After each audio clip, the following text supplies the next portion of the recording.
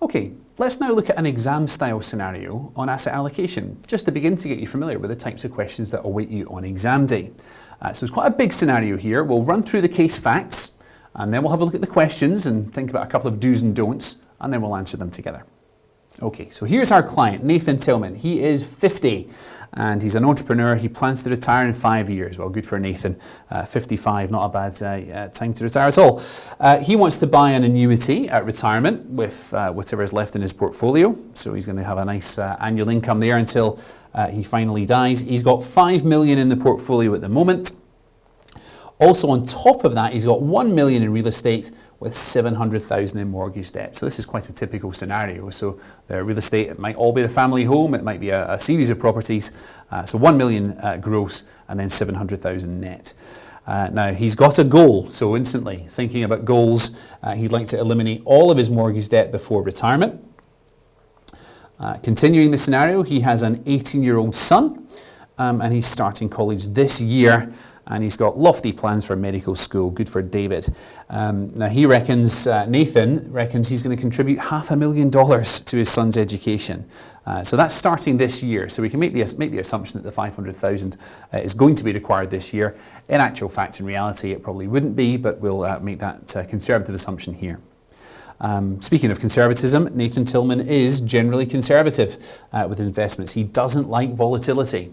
Okay, so that's like a client-induced constraint, isn't it? He said we don't like a lot of volatility. On the other hand, though, there's no social or environmental investment constraints. Okay, so that's our case facts. And we've got two possible asset allocations to choose from.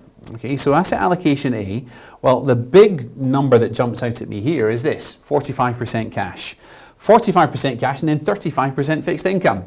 So just at first glance, this looks like a fairly low risk asset allocation. Our 15% in equity, only 5% in diversifying strategies.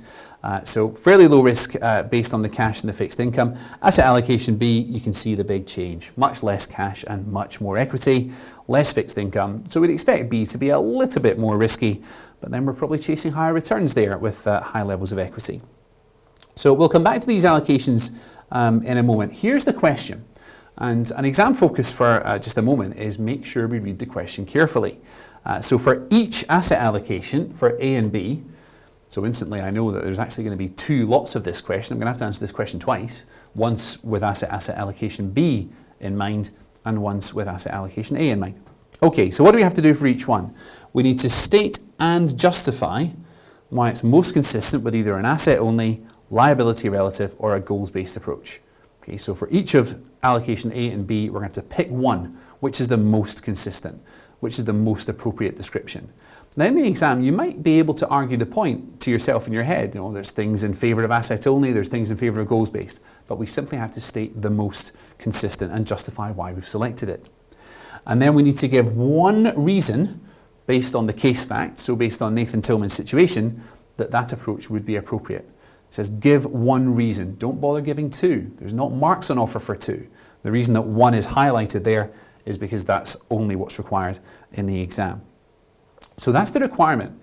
And note the requirement doesn't ask you to pick which one to go for. It's not asking you to pick the optimal overall approach. It'd be tempting in the exam to do that. And all you'd be doing is wasting your time. Okay, there would be no credit available for answering a question that's not asked on exam day. Okay, so let's do allocation A first of all. Okay, so we need to state and to justify what it's most consistent with.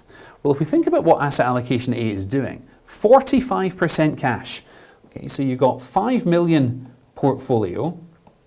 That's excluding the real estate and the mortgage debt, but 5 million times 45%, well, what's that? That is $2.25 million, isn't it?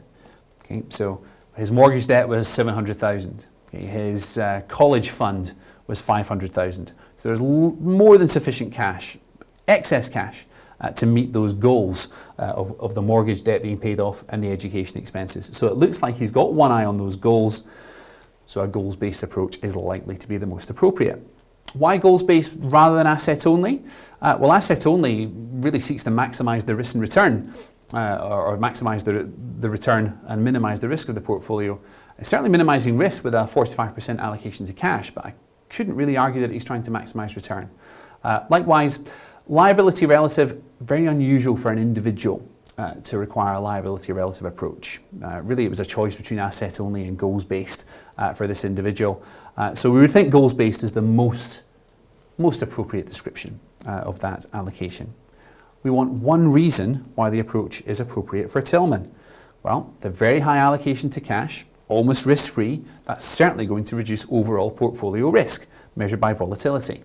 Okay? So there's one reason. It fits his conservative investment views. Now, arguably that is still just one reason. You know, his conservative views mean that he doesn't want portfolio volatility. Take care in the exam to make sure you don't go off on a tangent and give a completely different reason. Only one reason is required. Okay, pretty good answer then for allocation A. For allocation B, well, much more in equity there. I think we're up to 50% equity. Emphasis on higher growth, higher return objectives. Okay. When we have 45% cash, as we had in allocation A, we're subject to cash drag. The idea that cash isn't really going to generate much of a return for us, so the overall portfolio return is going to be dragged downwards, literally cash drag.